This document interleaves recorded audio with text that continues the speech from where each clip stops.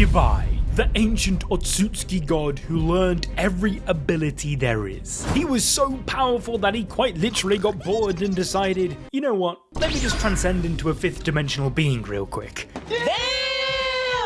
But what makes him this untouchable deity stronger than every character in Naruto and Boruto history? Well, the answer is Shinjutsu. If you acquire just one of these abilities, you automatically scale to becoming one of the strongest shinobi ever, as proved by Boruto. That's because Shinjutsu is the origin of every jutsu ever made, as revealed by Amado. In fact, jutsu is simply humanity's failed attempt at replicating these divine techniques. To put into perspective how OP these Shinjutsu are, using them, Shibai can literally become untouchable, as he can simply bend time and reality to his will to achieve the perfect outcome to everything he desires. However, centuries ago, after consuming endless amounts of planets, Shibai retired from this realm and abandoned his body on Earth. Then, years later, the man himself, Amado, discovered it. Realizing who, and more importantly, what it was, Amado went to work and attempted to utilize Shibai's power. In order to complete his goal and defeat Ishiki, Amado created multiple cyborgs and imbued pieces of Shibai's DNA in each one, hoping they would one day awaken their own divine Shinjutsu. One of these being the Ishiki rider himself, Code. He was one of the first to awaken his Shinjutsu, which came in the form of his claw marks. These things are more than just a crime against fashion, they are likened to Minato's legendary flying Raijin. That's because this Shinjutsu allows the user to create portals to any surface with a simple swipe. Once a claw mark is set, they all become connected, allowing you to go from one to another with ease. What sets these portals apart from most teleportation techniques though, is that it allows Code to travel instantly across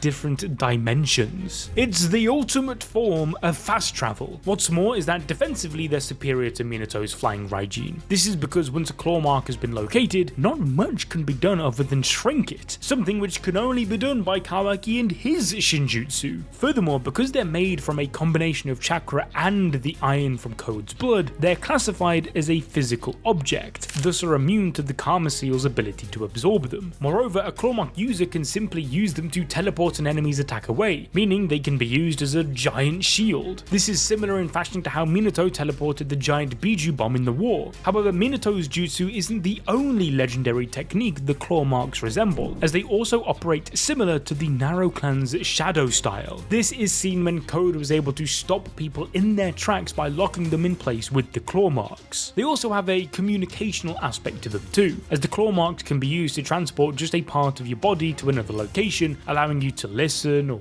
talk simply by poking your ear or mouth in. However, we haven't even begun to discuss how absurdly powerful these things are, as an experienced claw mark user such as Shibai or even Code without his limiters would have been able to bring an end to the Fourth Great Shinobi War all on their own. This is because Code was able to subdue the Ten-Tail Seedling using just the claw marks. Furthermore, he even created his own army. These claw grimes are similar to Kaguya's army of White Zetsu, but each one is on the level of an Otsutsuki. I mean, we all saw what they did to time skip Kawaki, right? But then the Shinju came along and showcased a whole new level to what the claw marks can do, as it literally created life. This Shinjutsu played a crucial role in the Shinju's evolution. Because Code's blood was infused with the chakra, the remains of Ishiki's karma and Shibai's cells turned what were originally mindless goons into sentient beings capable of their own form of reproduction by using trees to clone the chakra of humans. But this is the power of just one Shinjutsu,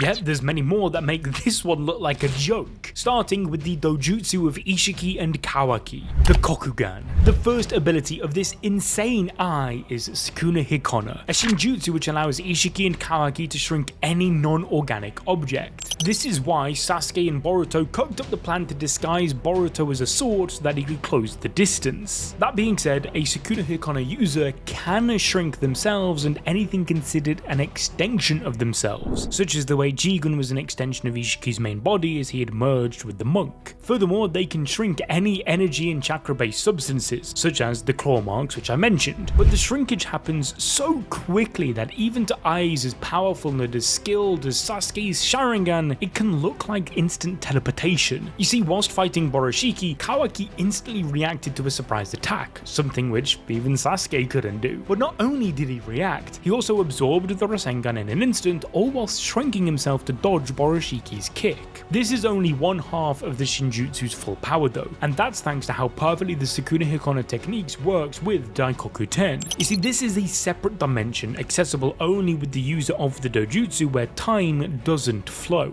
As a result, it keeps everything in perfect condition until the user decides to bring it back. This is how Ishiki and Kawaki are able to seemingly pull black rods out of their asses in a manner that seems like teleportation. It can even be used as an eternal prison, capable of trapping people, as seen when Kawaki sent Hinata and Naruto to the Shadow Realm. There's also the Otsutsuki cubes which can be used, called Daikokuten. If you've forgotten just how insanely powerful these are, well, let me break it down for you. First off, they can block chakra detection, making teamwork nearly impossible, which even caused Naruto and Sasuke a problem. Remember, Naruto is one of the best sensory ninjas around, so if even he can't sense anything because of these cubes, nobody can. Furthermore, they're so heavy that only Naruto in Bion mode was able to stop them. Whilst Naruto handled them with ease in that mode, these cubes have dominated everybody else. Sasuke, for example, would have been dead if Boruto hadn't temporarily blocked the cube with his compressed Rasengan. Basically, these cubes, when used by an experienced user, are nigh on unstoppable unless you have a tailed beast ready to just sacrifice themselves for you. So, are you starting to get it now? One of the common denominators of Shinjutsu is the fact that they are practically unstoppable without the intervention of another Shinjutsu. However, these next two are in fact so powerful that they defy all logic to the point where they actually are unstoppable even with other Shinjutsu. Starting with Reflection. Now, get this Shinjutsu allows the user to reflect any incoming attacks back at the opponent. That's genius. Now, the only drawback to this Shinjutsu is that the user, in this case Damon, has to have the palm of his hand touching somebody. Doesn't even have to be his target. As long as he's touching anybody, he is unkillable. That's because the gist of Reflection is that anyone who has any form of killing intent on the user will have that killing intent forced back onto them. For example, when somebody planned to decapitate Damon, they were decapitated. If somebody thinks about burning Damon alive, they magically get set on fire. Ada even states in chapter 59 that the stronger the intent to kill Damon is, the stronger the reflection will be, and even the tiniest bit of killing intent is enough to result in death. Like, imagine this kid's getting on your nerves, which he often does, and you just think to yourself, man, why are you I want to kill this kid. Due to this insane hack's ability, Ada considers Damon the only non-Otsutsuki capable of killing her. Furthermore, this reflection can even extend to the person he's touching to activate the ability to begin with. This is pretty damn terrifying when you remember that Otsutsukis come in pairs. Thus, Shibai, the originator of this ability, could not only make himself immortal at all times by touching his Otsutsuki partner, but theoretically them as well. In the case of Damon, however, he's always looking for piggybacks off others or cuddling up with his sister Ada, making her immortal too. But this is where things get serious, as her Shinjutsu is so ridiculously busted that it's simply impossible to control. I'm talking about Omnipotence. This power is literally described as a divine ability reserved only for the gods. This is because its primary function is to manifest the user's deepest desires into reality. That's right, it is reality warping, and it's likened to a programming language used by the gods, capable of creating entire worlds and making anything the user envisions become real.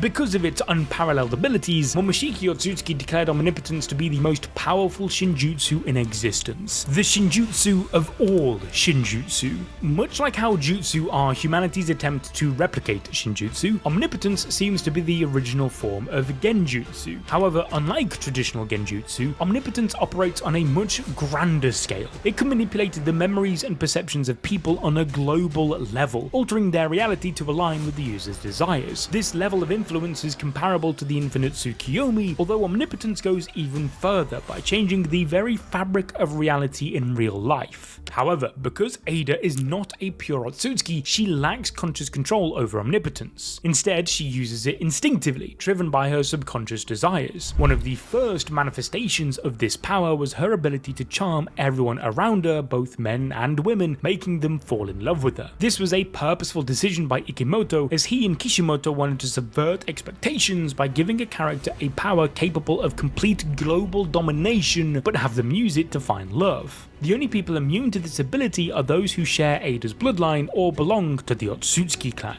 The true extent of Omnipotence's power became evident later when Ada's subconscious, in an attempt to fulfill Kawaki's desires, rewrote the memories of everyone on Earth. After firming his resolve to go after Boruto to keep Naruto safe, Kawaki sealed away Naruto, making him a fugitive. However, realizing that nobody in Konoha would be able to bring themselves to kill the son of the Hokage, Kawaki wished that Boruto was like him, a total nobody. That way, they would. Then, when he asked Ada to use her all-seeing Senringan to look him in the eye, it caused its true power to activate. As a result, Omnipotence made people believe that Kawaki was the biological son of the 7th Hokage, whilst Boruto was perceived as an outsider who had killed Naruto. This memory rewrite was so thorough that it even affected those who were not physically present in the dimension when Omnipotence was cast. Over the course of the next 3 years, the effects of this persisted, surpassing any sense of contradiction in those affected. For example, despite Kawaki's body being heavily modified by Kara, people didn't question how someone supposedly born and raised in Konoha could have such alterations. Furthermore, the absence of Momoshiki went unnoticed, and any attempts to confront people with the truth only made them more resistant, even when shown visual evidence like photographs or mission reports. Ada herself believed that reversing the effects of Omnipotence was impossible. Thus, when confronted by Sarada and Sumire, she suggested that rather than trying to undo the memory alterations, it would be more practical to create new memories, though this carried its own risks. According to Momoshiki, who claimed to know a lot about Shinjutsu and what Omnipotence was, killing the technique's user would not undo its effects. He went on to add that Omnipotence has been used throughout human history, asking Boruto if he's ever questioned how many times previous Otsutsuki gods have manipulated the memories of humans. Nonetheless, despite being affected by the memory rewrite, certain characters like Sasuke managed to avoid the lingering effects by focusing on the contradictions immediately after the memory changes occurred and putting faith in his daughter. Even 3 years later, some individuals like Mitsuki began to notice the inconsistencies in their interactions with Kawaki, which led to feelings of confusion and doubt about their memories. Amado, who created Kawaki's body modifications, was able to recognize his signature on Kawaki's body and deduce that his memories must have been tampered with. Shikamaru, likewise, after hearing Amado's theories, started to realize that certain puzzling situations made way more sense when he considered it in the context of memory alteration.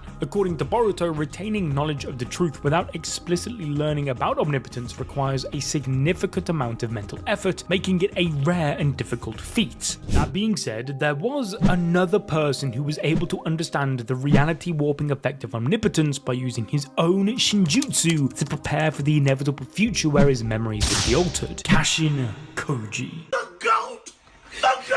This is thanks to Prescience, or 10 Directions. This technique allows Kashin Koji to glimpse into multiple possible futures that may or may not happen, one of which being the world where Omnipotence changed everything, which is how he was able to prepare himself to counter it. Like much of Naruto, this concept is inspired by Buddhism, where it's known as Jippo in Japanese. This represents all physical space in the universe, with the 10 directions being the 8 typical compass points plus up and down. In Buddhist texts, it's explained that he exists everywhere in all directions, encompassing the past, present and future. Kishimoto then adapted this concept into Koji's Shinjutsu power. By using Prescience, Koji knew that Naruto would unlock Bion mode and that Kawaki would kill Ishiki. This also explains how Koji subconsciously sensed his fate was tied to Konoha. Koji explained how Prescience informed him that the timeline isn't linear and is more like a battle royale of multiple possible futures, each competing to become the real one. Essentially, it's like a car driving on a road that leads down multiple paths, with each one representing a different future. Once the driver turns off down one path, the others are erased from existence and replaced with new roads consisting of other new futures. For instance, in one future that never came to pass, Naruto was killed by Ishiki, meaning he fully resurrected in Kawaki, leading to the destruction of Earth. In another possible future, Kawaki went rogue, sealing Naruto away, and then succeeded in killing both Boruto and Sarada. Then Code defeated Kawaki, Otsutsuki and fed him to the god tree. After realizing what Koji was seeing was the future, he worked together with Boruto to try and stop the worst possible future from occurring, a future where the Shinju evolved and detached themselves from code. Thus, Koji went to work making Boruto the most broken shinobi to ever live. You see, by looking into every future, Koji went to work training Boruto in every technique that different future Borutos learned. For example, in one timeline, adult Boruto learned the Flying Raijin, and in another he learned Rasengan Uzuhiko. Therefore, Koji gave Boruto an unlock-all cheat code to make him a Boruto Greatest Hits album. This is on top of Boruto's training from Sasuke and his own Shinjutsu. Starting with the Karma Seal. This gives Boruto all of Momoshiki's years worth of battle experience. And let's not forget that he was capable of this. Thanks to the Karma turning Boruto into an Otsutsuki, it gives him a plethora of abilities that no other shinobi have.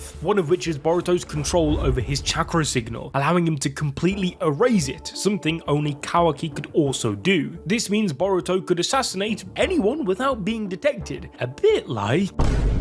That's just the beginning though, as all of Boruto's abilities are amplified by the Karma as it automatically boosts his speed, strength, and jutsu power to a godlike level. On top of that, it grants Boruto space-time ninjutsu, allowing him to take over from Batman Sensei as Konoha's only 5-star Uber driver. However, the primary ability of Karma allows Boruto to absorb any incoming chakra-based jutsu and even heal himself. The ability to do this means 99% of ninja would be powerless against Boruto unless they were able to use something natural, which is the Karma's weakness. This is why Kashin Koji summoned real flames to combat Jougan. Additionally, Boruto naturally possesses the Otsutsuki ability to fly thanks to the Karma Otsutsukifying him, which he used effectively against Mitsuki and to humiliate Code. Now, bear in mind that even the weakest Otsutsuki can conquer planets, yet Naruto easily overpowered one. This proves that Boruto's Shinjutsu puts his power level on a planetary scale. If we take a look at chapter 689, Kage was going to use a truth-seeking orb to blow up an entire dimension. She also creates multiple interconnected ones, each with their own respective small planets, as shown in the OVA credits of the day Naruto became Hokage when Sasuke is traveling. When we connect this to Naruto's battle with Toneri, we start to understand the scale of all this. Toneri focused all his chakra into an energy blast that hit Naruto, but despite his chakra being nearly depleted, Naruto tanked the attack, which left a crater larger than an entire village. Half of the moon was split, and so Boruto being stronger than this is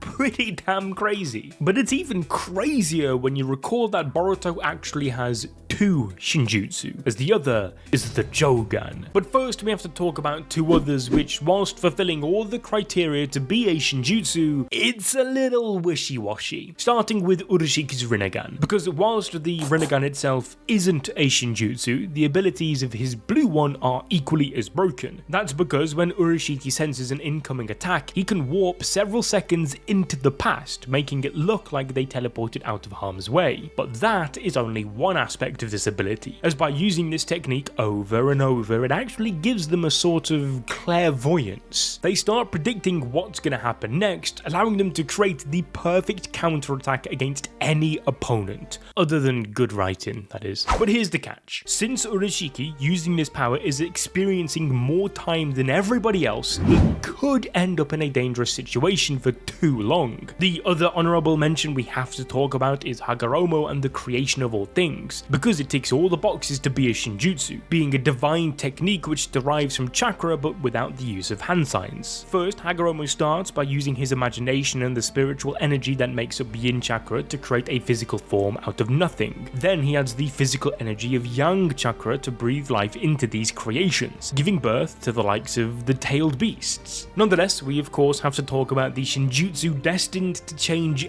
everything up next, Boruto's Jougan. Toneri accelerated the activation of this pure eye and sent him a message saying, "Your eye is the star of hope. The power of hope slumbers deep within you against destruction that will eventually come to pass." What makes this dojutsu stand out above the rest is because the Jougan grants Boruto abilities similar to all 3 major dojutsu. For instance, it allows him to see the entire chakra pathway system, its flow, and even the Tenketsu points, much like the Byakugan. Boruto also used it to see through invisible barriers, much like pain blinded with his Rinnegan when searching for Konoha's barrier. However, Boruto takes this even a step further, as his Jougan allows him to see across different dimensions, such as when he spotted Urashiki before he emerged from his portal. You see, Urashiki's portal jutsu was identical to Kaguya's, which had once confused Naruto and Sasuke, but even at just 12 years old, Boruto handled it with ease. The Jougan also functions similarly to the Sharingan, as Boruto used it to read Momoshiki's muscle movements and anticipate his attacks, enabling him to dodge and counter them effortlessly. Thus, it's no wonder that Urashiki called this dojutsu troublesome. Boruto even unlocked Naruto's ability to sense negative emotions with it, but took it another step further, using the Jougan to spot an opponent's weak points, much like when he fought Nue at just 8 years old. So yeah, starting to realize why these divine techniques are reserved for the gods? Make sure to comment below which is your favorite of these Shinjutsu. Now, if you enjoyed this video and want to experience more peak fiction, then make sure you click the video on your screen right now.